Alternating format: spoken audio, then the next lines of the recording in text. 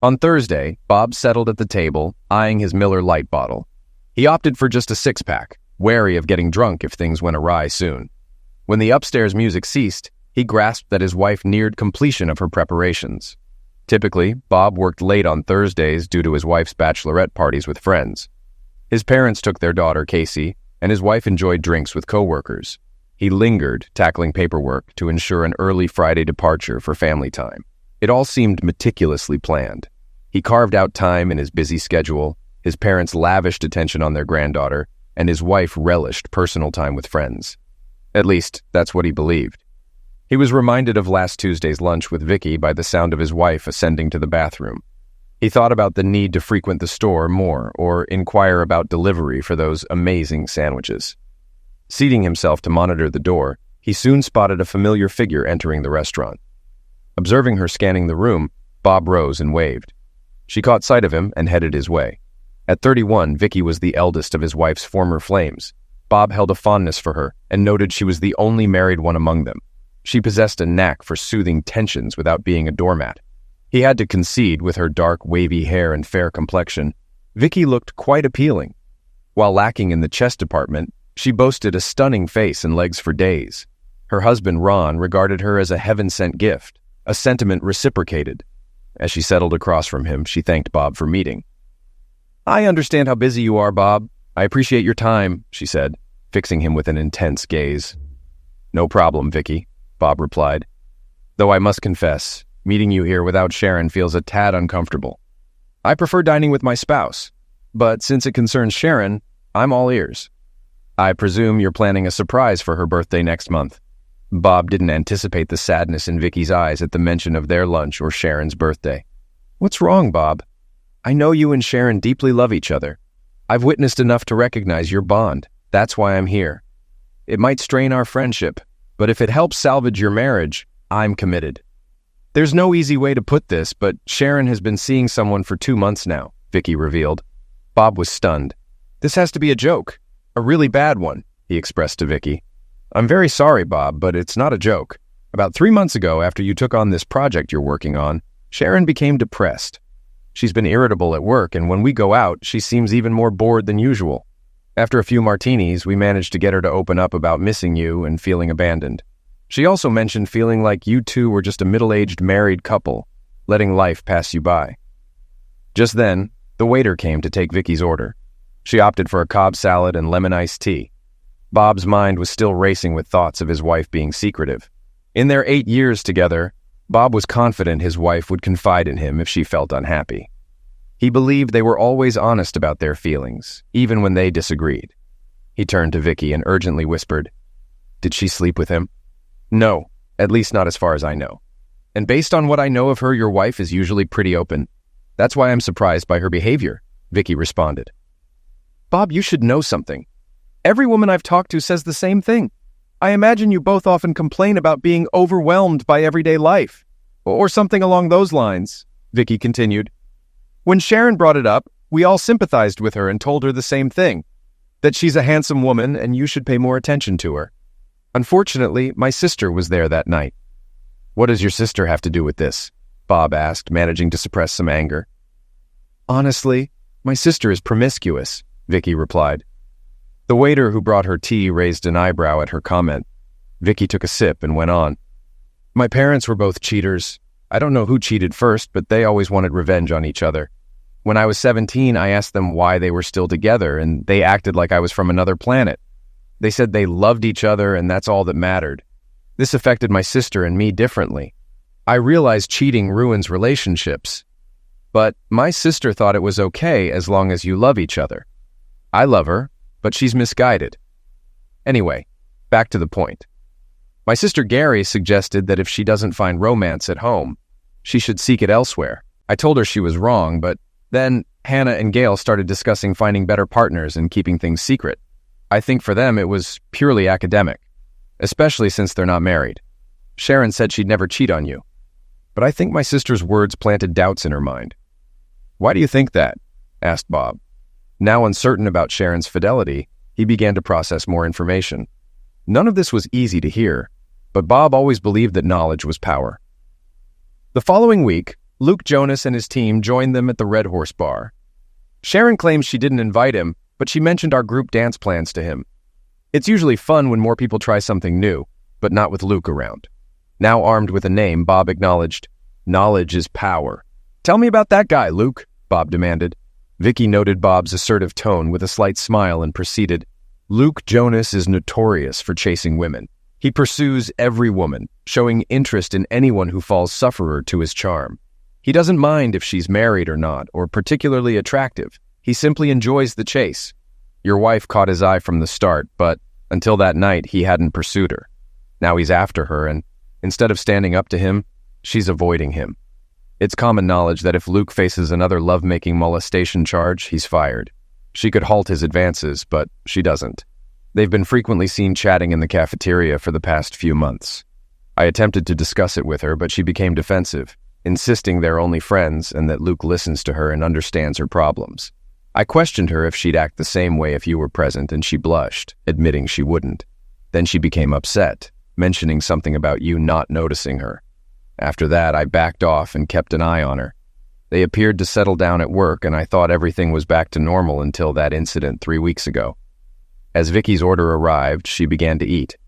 Bob, observing his reaction, sipped his lemonade, his mind elsewhere. He wondered how she could think he'd be upset about her flirting with another man. He knew he wasn't overly jealous simply because he loved and trusted his wife. As for not noticing her, he pondered if he had become too absorbed in his work project. There's a significant reward waiting for him in the end, but perhaps he's pushed too hard. Curiosity about the incident 3 weeks ago nagged at him. Did he really want to know? For the next 5 minutes, they ate in silence as Bob processed Vicki's revelations. Undoubtedly, he was angry. She had no justification for being so close with another man. Yet, he could almost understand her logic. If he had been more attentive, perhaps none of this would have happened. And by not informing him of her flirtatious behavior, she was essentially lying to him. Of course, it was a lie of omission, but for now, he could overlook her actions and focus on fixing the situation. He would speak to her and share his concerns. If she's honest and agrees to distance herself from Luke, they can move forward. So far, he hadn't seen any lasting damage, unless, of course, something significant occurred within the last 3 weeks. "Tell me what happened 3 weeks ago. How bad was it?" he asked. With this inquiry, he found some solid mental ground beneath him. He felt he could handle it. Vicki looked at him sympathetically. "This is where it gets ugly, Bob. 3 weeks ago, we found ourselves back at the Red Horse Bar to dance. Luke and his friends arrived, and we all danced together, having a good time. Sharon had been drinking more than usual, with Luke purchasing drinks for her all evening, causing her to become quite intoxicated. I accompanied her to the restroom and realized she was even more inebriated than I had initially thought. Upon exiting, she held underwear in her hand, explaining that she wanted to feel liberated. Well, she was nearly drunk. I attributed her behavior to the drink and assisted her back to our table. I began attempting to persuade Hannah and Gail to help me take Sharon to my house so she wouldn't return home overly intoxicated. However, I noticed Sharon and Luke getting too close, bumping into each other and simulating lovemaking acts on the dance floor. After the group dancing ended, the rest of the evening felt like background noise. I witnessed Sharon placing the underwear in Luke's pocket at the end of a song, unfortunately witnessed by everyone else in the bar. Whistles echoed throughout the bar as Luke grinned widely and proceeded to give her a deep kiss. One of his friends recorded the scene on a mobile phone. I had hoped Sharon would resist, but she went along with it. When she noticed Bob's reaction, she apologized, saying she was sorry. His jaw literally dropped open, and he had to leave. He stuttered as he stood up and walked away, locking himself inside the bathroom, excusing himself for just a second. As he splashed water on his face and gripped the sink tightly, he recalled the night Sharon arrived home late, around 2:30 a.m., after Vicki called to say she'd be staying with her due to excessive drinking. This had happened several times before, and Bob was always grateful that Vicki and the girls ensured Sharon didn't receive a DUI citation. He remembered the passionate lovemaking they shared that night, sensing something different in her behavior. Returning to the present, he was overcome with rage, feeling betrayed by her arousal for another man and seemingly prepared for a confrontation upon returning home. Damn, he thought. What if she was thinking about him while we were together? After composing himself, he returned to the table, noticing the sympathy on Vicki's face, but unsure how to respond. His sandwich remained untouched as he asked Vicki for more information. Honestly, Bob, that's about it, she replied. The recent bachelorette parties were held at Hannah's house with wine and a lingerie show at work. Sharon seems distant with Luke, although he continues to pursue her.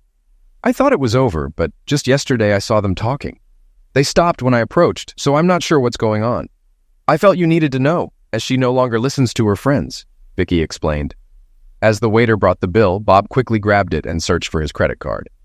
I'd like to observe their interaction and perhaps intimidate them right off the bat, he suggested. Sharon proposed, You ladies are going to the Red Horse Bar this week, so this Thursday when you go there, I'll show up and monitor them from the sidelines. He abruptly paused, noticing the apprehensive expression on Vicki's face. What did I say wrong? He inquired of Bob. Hannah has a doctor's appointment early Friday morning, and Gail is visiting her brother in Florida. If Sharon goes out on Thursday, it won't be with us, Vicki explained, reaching across the table to grasp my hand. I'm so sorry, darling, she expressed sorrowfully. I know it's better not to ask if you're okay. But here's my home phone number. Call any time to talk to Ron or me. Her husband was a marriage counselor, so conversing with him might prove beneficial. Thank you for informing me, Vicki. I understand this must be challenging for you, but I genuinely believe you're a good person and a good friend.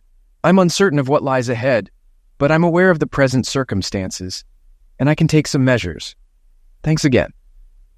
Bob expressed his gratitude, rose from the table, settled the credit card bill, and departed on Wednesday.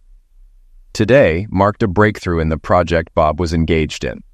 They managed to secure a supply of finished parts from a startup company in Harrisburg, reducing setup time by 2 months, ensuring at least a week's supply despite unstable transport logistics. With 2 more phone calls, this plan would be completed 2 months ahead of schedule, saving millions for the military. The cash bonus would also be substantial, as Bob anticipated, and the project's recognition would significantly elevate his reputation. He should have been as content as a cat with a belly full of sour cream. Instead, he pondered how much he dreaded returning home and facing what he felt he should address. He resolved to investigate the matter himself. While he lacked access to her work email, he doubted they communicated through it given HR's control. He logged into her Yahoo email account but found nothing incriminating. However, she could have a separate account, which he wouldn't know until accessing their home computer. Bob acknowledged his lack of tech savvy, realizing that buying security cameras or installing voice-activated microphones sounded appealing in theory, but he already had a counterplan in mind. He simply aimed to gather as much information as possible to gauge the extent of effort required to salvage or terminate his marriage. Sharon had already taken their daughter Casey away from his parents and manipulated him into delivering Chinese food. When he asked what she wanted, she responded by saying that, after 10 years together and 8 of them married, he should know by now that she loves him. He couldn't resist being sarcastic in his response, mentioning that he just wanted to ensure she's still content with the arrangement. His phone rang immediately after. She then requested an extra roll, mentioning Shakto. Had it not been for yesterday's bombshell, he would have been elated to arrive home an hour earlier and spend time with his wife and child. However, glancing at the clock, he realized that before the project began, this hour would have been 2 hours later. He also recognized that he hadn't been home with his family this early on a Friday since the project started. Coupled with fatigue and stress, it was evident how Sharon might feel neglected, yet that didn't justify her actions. As he entered through the front door, he caught sight of his wife reaching for a bottle of wine. He paused, simply admiring her figure. At 31, she epitomized the prime of womanhood. Standing at 5 feet tall, she boasted curves that were undeniably enticing. Even in loose sweatpants, her shapely rear was evident. With her hair tied back in a ponytail, she turned around, flashing him a radiant smile, prompting him to reflect on how incredibly fortunate he was to have her. Then, reality hit him. I'm so happy you're home, honey. How was work? She approached him, planting a kiss on his lips. Pretty good. We've made a major breakthrough on some supplies, so we might finish the project at least a month ahead of schedule. Sweetheart, I know I've been away from home a lot due to this project. It sucks that I can't share the details because it's classified. But I want you to know that you and Casey are my top priority, and I'll do everything to keep us safe, he assured her, gazing into her eyes. Did he detect a hint of remorse or guilt? Or was he just imagining things? It was one of those moments when he cursed his inability to read people. Often labeled as straightforward, he preferred direct communication and expected the same from others. While he knew his approach might initially seem blunt, people appreciated his honesty and no-nonsense attitude. This method had served him well for 34 years, and he saw little reason to change it until now. "Aw, darling," she responded. "We both adore you and understand. I do wish there were more of you around, but I know this is temporary. Still, I'm glad you acknowledge it." She seemed on the verge of tears. Was she genuinely emotional or just a skilled actress? "So, what does the project's early completion mean for you?" she inquired, unpacking food containers from her bag. "Well, firstly, it means a substantial bonus to my salary. The exact amount remains unknown until the project is approved, but it's not insignificant. Moreover, successfully completing our first government project should attract more work to the company. As the project leader, there may be lucrative opportunities with government contractors seeking my expertise. The higher-ups are aware of this, so I might negotiate some additional perks. If all goes smoothly, it should be quite rewarding," he explained, attempting to eat his sweet and sour pork with chopsticks before opting for a fork. "Didn't I mention this before?" he queried between bites. "Not that I recall, darling," she replied. "All I remember is you mentioning a significant contract you couldn't discuss, but it sounded promising." "And since then, it seems like we haven't had much conversation," she remarked, appearing a bit downcast before perking up. "But it looks like my husband will be back soon," she added with a brighter tone. He glanced at her. "Time to go fishing. So, what bar are you ladies heading to tomorrow night? Should I swing by after work to ensure you're all okay to drive home?" he asked, aiming for a casual tone. "Oh, actually, we decided to go to the Red Horse Bar for some group dancing, but I think we'll be done before you finish work," she replied, her gaze shifting to her orange chicken. His heart sank. At that moment, Casey finished her egg roll and requested bedtime stories. He cleared his plate and rinsed it in the sink before lifting his daughter and carrying her into the living room. For the next hour, he indulged his child by reading story after story until she drifted off to sleep. A soft snore emanated from the sofa where he spotted his wife curled up with her book abandoned in her lap. Picking up his daughter, he ascended the stairs to her bedroom, laying her gently in bed and tucking her in snugly beneath the covers. As he contemplated the forthcoming day, tears welled in his eyes. He longed for his daughter to remember these pleasant evenings with her parents, rather than the looming hardships ahead. Wiping away his tears, he descended the stairs to where his wife slept on the sofa. He pressed a tender kiss to her lips and pulled the blanket over her to shield her from the chill. Then he set out to find her phone, discovering it plugged into a wall socket on the nightstand in their bedroom. Unlocking it with a swipe, he began scrolling through her text messages. It didn't take long to find what he was seeking. Scrolling back, he traced their exchanges over the past 3 months. Him. "Hey, beautiful. It was fun watching you and the girls dance last night." Her. "Likewise. Bob works late on Thursdays and the in-laws watch Casey, so we had a girls' night." Him. "Your husband seems like a good guy, letting you have some fun." Her. "Yes, he's amazing." The messages remained benign for the next few weeks until this particular exchange. Her. "Vicki gave me a talking to today about our lunch breaks. I was annoyed, but she picked up on everything." Him. "Exactly. I don't want any misunderstandings." Her. "She asked if Bob would approve of how we've been acting, which got me thinking we might be giving off the wrong signals. Plus, I shouldn't be confiding all my issues to another guy. I'll try talking to Bob." Him. "I understand, but if you can't get his attention, you know where to find me. I'll even treat you to dinner if need be. Just as friends." Bob couldn't recall her attempting to discuss anything with him, but it might have been when he discovered the necessity for food-grade stainless steel for the project. He dedicated several days to sourcing a supplier capable of meeting the required quantity. Throughout this period, he could have been oblivious even if a bomb had been dropped on him. Until now. Reviewing her messages, all seemed innocuous.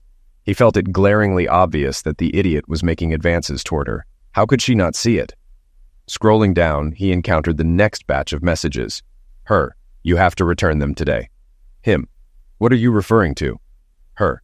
"You know very well my friends are furious with me right now, and I don't blame them. If Bob finds out I behaved like some sort of fancy woman, he might leave me." Him. "So you don't want me to show him the video?" Her. "What video? No one at work can see this." Him. "Sam was there, and he captured a video on his phone. I'll ensure he deletes it, but you owe me." Her. "Okay, I can't lose Bob. Not after last night." Him. "What happened last night?" Her. "It's really none of your business." Him. "Was he upset that you came home late and intoxicated?" Her. "Very funny." Hell, no. Let's just say something happened that turned everything upside down and leave it at that. Him. "So, Some dirty dancing with me made you toil for your husband's forgiveness? He should be thankful to me. Her. You're despicable. Last night was unforgettable, and it was because Bob and I love each other. Now give me back my underwear and ensure that damn video is erased. Her. Damn. It sounded like I was some sort of fancy woman. Bob deserves better than me. Him. No, he's fortunate to have you. He was keeping an eye on you, wasn't he? I'm sure he's a great guy, but you often go out alone. Her. I don't need anyone to watch over me. Just be the friend you claim to be and handle what I've asked. Please. Him. Sorry. Of course, I'll assist you, and afterward, I'll let you treat me to dinner. Her. Just ensure no one sees this video, and I'll do whatever you want. Nothing further until last Monday. Him. I heard the bachelorette party is canceled. How about dinner with me? Her. Not a good idea. Sorry. Him. Come on. Your husband will be at work, and the girls left you alone one evening with a friend, and we can chat like we used to in the cafeteria. Besides, you owe me. Her.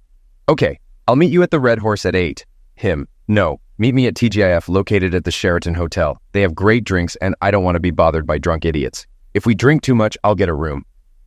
Her. Okay, but it's just dinner with a couple of friends, and I'm grateful to you for ensuring the video never surfaced. It's bad enough that people at work have heard about this. Him. Don't worry about it. I saw Sam delete the video, and soon someone else will do something scandalous, and you'll be fine. See you at 8. That's when it hit him. This was likely the end of his marriage. How often had he witnessed his wife going out for a date with another man at a hotel restaurant bar? How could this end well? How could she not think closeness was involved? Closing the messages, he reconnected his phone to the charger, undressed, and slipped into bed alone. Sleep eluded him for a long while. On Thursday, she descended the stairs wearing her little black dress, the one she always donned when they went out together. She looked stunning. Pausing at the bottom of the stairs, she spotted him seated at the table. I didn't expect you to come home so early today, baby, she said, her tone faltering slightly. We need to talk, Sharon, he said, his voice devoid of emotion. This is perhaps the most crucial conversation we'll ever have. Please, take a seat. She sat down, looking apprehensive, and reached out for his hand as usual, but he withdrew it. I know there won't be a bachelorette party today. I know you're seeing Luke Jonas. Behind my back, he began. Bob, please let me explain. But he abruptly interrupted, slamming his fist on the table. Damn it, Sharon! Listen to me! He shouted. You can't speak until I've said my piece! She recoiled, tears welling in her eyes. He regarded her impassively and continued. As I said, I know you kissed that idiot at lunch. I know you danced with him at the Red Horse bar. I know you took off your underwear and gave them to him after some provocative moves on the dance floor. I know the only reason you were all over me 3 weeks ago was because you were excited about him. I also know that tonight you're going on a date with him to a restaurant in the hotel where your boyfriend has already made a reservation. I just don't know if you've already slept with him, and I don't know what could stop you if you haven't. He paused, trying to rein in his anger. Sharon, you lied to me by omission about Luke. You lied to me about your risque dance. And you lied to me about going out with the girls. Frankly, I'm exhausted, and my trust in you is shattered. I'm not even sure if I want to salvage this marriage, yet your actions suggest that you're no longer invested in it. Therefore, I present you with 3 options. He raised a finger. Option 1, you walk out that door and go to your idiot of a boyfriend. Even if you don't sleep together tonight, this choice will end our marriage. There's no chance I'll want to salvage it. He raised a second finger. Option 2, we sit here all night and you try to persuade me to work on saving our marriage. It'll be incredibly challenging for you to convince me, as I'm not inclined to believe a single word from your mouth. However, maybe you'll succeed because I truly love you, and we have a child to consider. I can tell you there's a 50% chance I'll be willing to try. He raised a third finger. Option 3, you take me with you tonight to confront your lover in front of me. You demand that he never speaks to or contacts you again. Then you allow us to speak to him privately for at least 15 minutes, out of earshot. This option will earn you the most respect and will maximize my willingness to work with you. If you didn't sleep with him or engage in any lovemaking activity, I promise I'll be 100% committed to making this relationship work. However, if you did, this is the only option that could potentially salvage our marriage. She appeared on the verge of vomiting, gazing at him with what could only be described as horror. Option 1, 2, or 3, Sharon. Which will you choose? The question lingered in the air for nearly a minute. She seemed to be restraining herself from being sick as she looked at me. Bob, I'm so sorry about everything, and I desperately need to talk to you. In response to your question, who will lead, you or me? Well, that was unexpected. I really didn't anticipate her opting for our meeting with her lover. I had thought it was almost certain she would sit here all night attempting to justify her behavior. Agreeing to arrange the meeting with her idiot actually earned her some points, but she was still deep in the red. I took the keys and followed her to the car. Out of habit, I opened the door for her, and she nearly broke down in tears as I pulled out onto the road. She glanced at me. I really ruined everything for us, didn't I? She asked quietly. Yes, Sharon, you really did, I replied, keeping my eyes on the road. What can I do to fix this? She asked. I pondered for a moment. I had a couple of scenarios in mind. Well, first and foremost, complete honesty from now on. I shouldn't even have to say this, but evidently you think it's acceptable to omit things I should know or to lie to me repeatedly. Along with this, you need to find a way to make me believe what you say. I'm not sure how you plan to do this, but frankly, I wasn't the one who broke our trust. Another thing I didn't think needed to be mentioned, but I'll say it anyway. He's dead to you. If we stay together, you won't talk to him at work. You won't inquire about his day. If he shows up at the bar you're at, you leave. If you can't leave, call me immediately.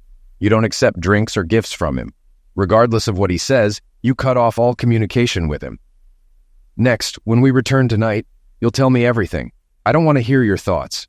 I understand I was consumed by this project, so I'll take some responsibility. If you harbor any resentment toward me, let me know. And lastly, for now, schedule marriage counseling. If you prefer to choose a counselor yourself, feel free to do so. Maybe Ron can recommend someone. When I finished speaking, her phone chimed with a message. She glanced down and paled even further. It's him wondering where I am, she murmured quietly. I reached out and she handed me the phone. Without a word, I scrolled through her text messages.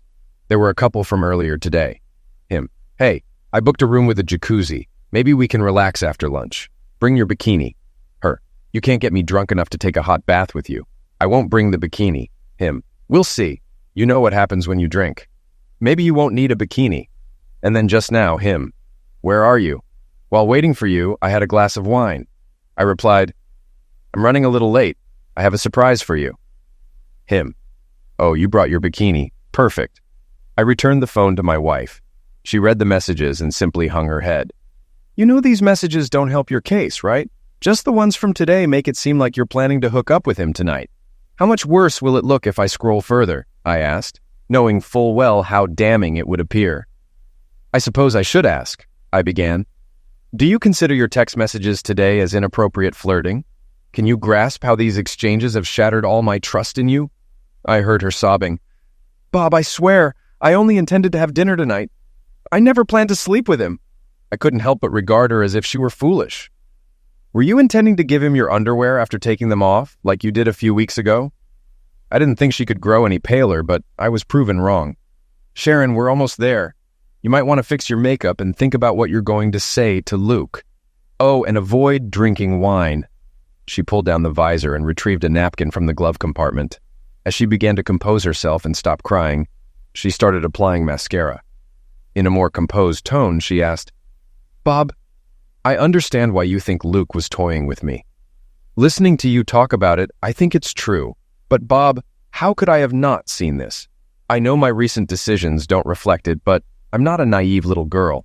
I've fended off more attractive and sophisticated men than Luke. So why did he target me?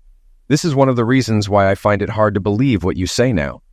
Sharon, you're a beautiful, intelligent woman who should see through this nonsense. That's why I have to wonder. Did you go along with it willingly? I responded. Imagine if I picked up some woman at a bar with this guy and lied to you that I was going to dinner with her tonight. No wonder you're so angry and hurt. Her color seemed to be returning, and her voice grew slightly firmer. Okay, I messed up and now I have to find a way to fix it. Thank you for giving me a chance. She leaned in to kiss me, but at the last moment I turned my head, allowing her to peck me on the cheek. I'm not over this. Not in the long run, I said. She looked at me, almost shocked. We usually show a lot of affection. Hopefully we can get back to that. What should I tell him? She asked as we pulled into the restaurant parking lot. Finding a spot, I turned off the engine and let my anger simmer. What do I want you to tell him, Sharon? Our relationship is barely hanging on because of your actions with that idiot. You two have shattered the core of our marriage. Our daughter could spend Thanksgiving with you and Christmas with me. I want to make this clear, so tell him whatever you want." She sat quietly for a moment, then sighed and opened the car door. As we approached the restaurant in the hotel, she took a step as if reaching for my hand. I didn't pull away, but I didn't welcome her touch either.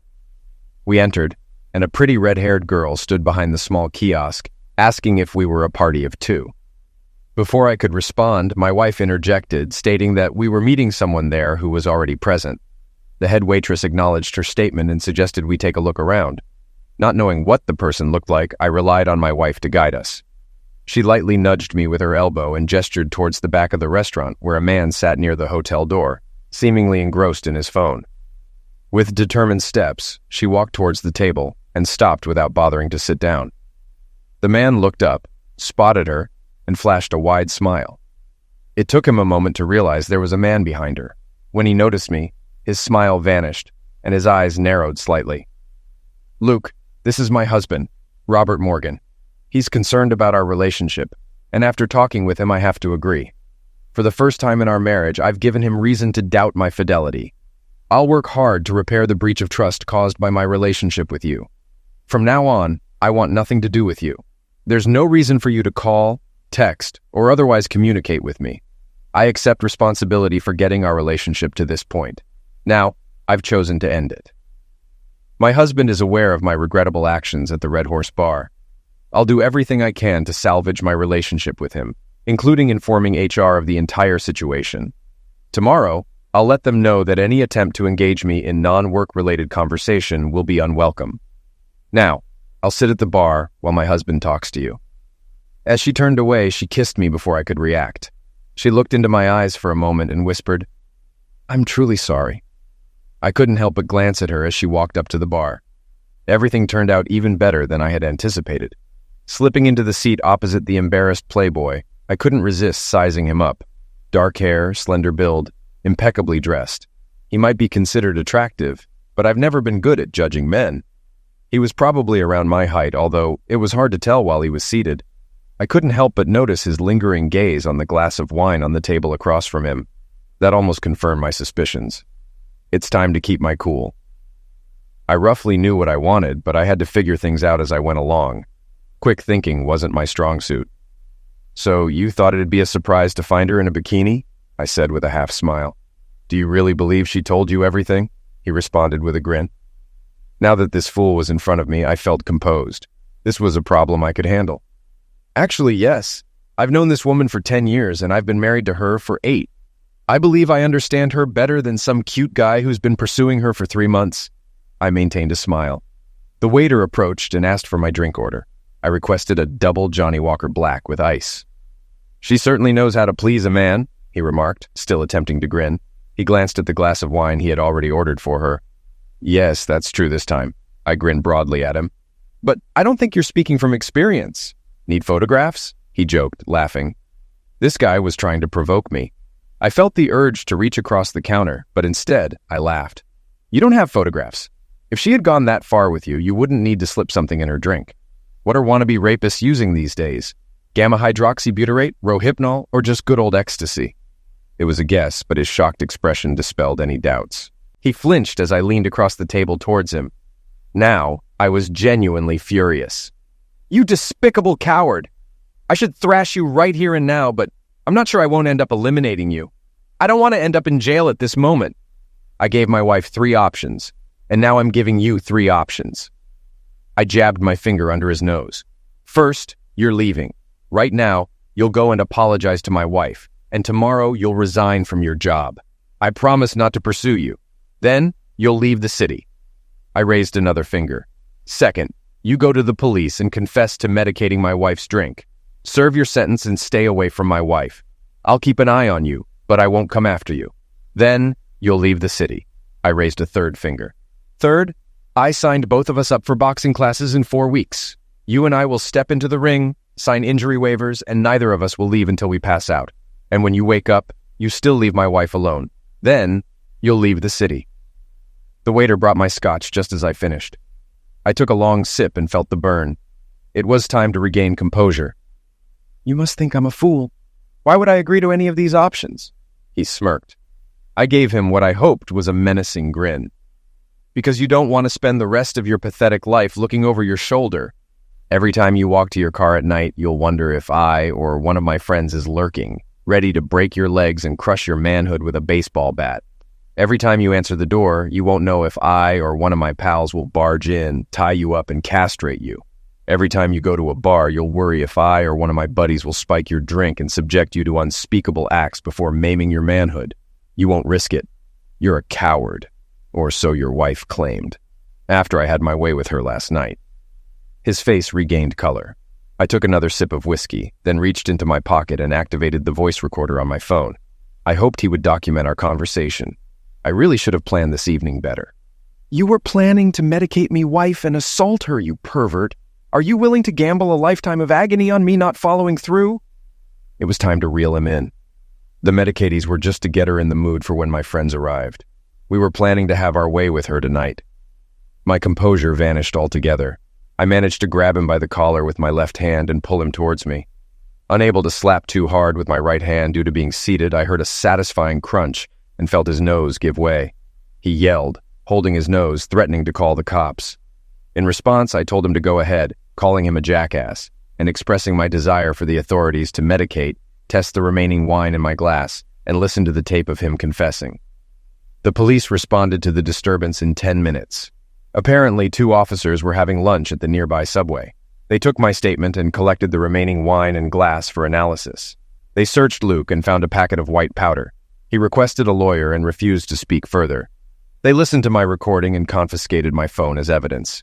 It was a struggle, but you could hear Luke discussing medicates and a planned assault. It was nearly 4 a.m. before Sharon and I were allowed to leave the police station. After her statement, one of the officers spent almost 15 minutes praising me and emphasizing how I prevented her from being assaulted.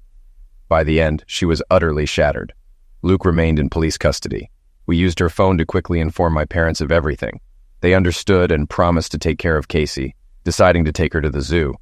As we pulled into the garage and switched off the car, we exchanged glances. She released her seatbelt and enveloped me across the console in a tight hug. I allowed her to cry on my shoulder for about a minute before gently guiding her away. "Sharon, we still need to have a conversation, but it's late and we should get some rest. Tomorrow, we'll both go to work and spend the day together sorting things out. How does that plan sound to you?" "Yes, Bob. Getting into bed sounds wonderful," she responded softly, then added, "May I please sleep beside you?" "Of course, baby." The following morning, I woke up and snuggled closer to her. Reflecting on the events of the previous night, I dared to hope that everything might turn out all right. However, I knew we still had a few discussions ahead before making any decisions. My hand rested on her stomach, and she brought it up to her chest. I felt a surge of emotion, but knew I needed to slow things down. Sitting up in bed, I playfully smacked one of her flawless backside. "Get up. Let's take a walk." "I don't want to have a serious conversation on an empty stomach," I suggested. Eventually, we ended up showering together, which did little more than expedite our morning routine. Despite the temptation, I wasn't ready to be in bed until we resolved our issues. We enjoyed breakfast at the International House of Pancakes, chatting about Casey and her upcoming fun time with my parents. We managed to keep the conversation light and upbeat. After finishing our last cup of coffee, we settled the bill and returned home, sitting down at the kitchen table to face each other. "Okay, I think I'll start," I began. "You can see for yourself what kind of person Luke is, so I won't dwell on that. He claimed you satisfied him and called me a teddy bear after sleeping with him a few days ago. Is that true?" "No. The worst encounter I had with him was that awful night at the Red Horse. I understand the gravity of my actions, but I never went further," she replied. "How can I believe you? You lied about going on a date with him last night, and you lied and omitted details about that bar incident. Not to mention your entire relationship with him," I expressed, feeling it was time to be transparent. "I've been pondering this, and I think I have a suggestion," I continued. "What about a polygraph test?" she asked. "Do you mean a lie detector test?" I clarified. She nodded. "Yes, Schedule 1. Ask me anything you want. Just let me know the time and place." Her genuine expression was striking. "I understand these tests aren't foolproof, but I'd feel much better if you went ahead and told the truth." "I'll see what I can arrange. It might take some time to set up, but it's worth considering," I responded. "Actually, it might take longer than expected," I added. She smiled. That's a good starting point. We can revisit the extent of your involvement later. But my next question will likely be the toughest. It's what hurts me the most and has the biggest impact on our relationship. How do we move forward? The incident with the underwear embarrassed you, and I get that. I don't like it, but I understand.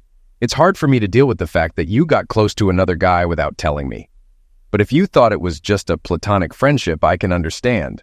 What I can't understand, and what makes me want to walk away before I get hurt again, is when you said you were seeing other girls when you were actually meeting him for dinner. A blatant lie, disregarding the consequences. But it broke my heart when you said you were dating other people. I know there were tears in my eyes, but I felt powerless.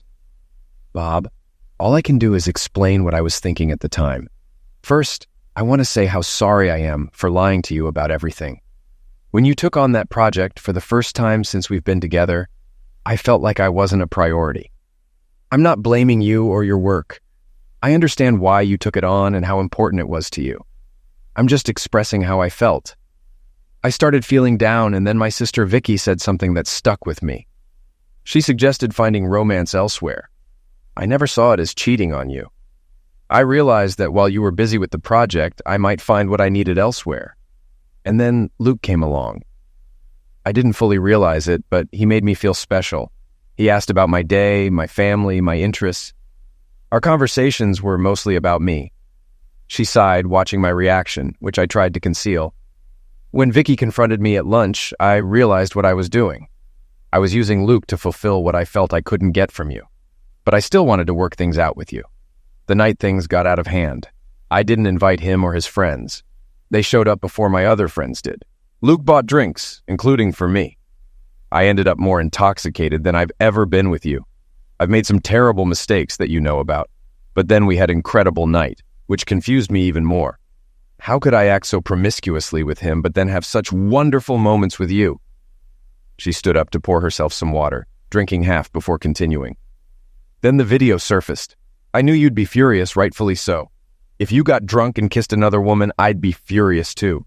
And I knew it would be worse, because after our passionate encounter, you'd wonder if I was thinking of someone else.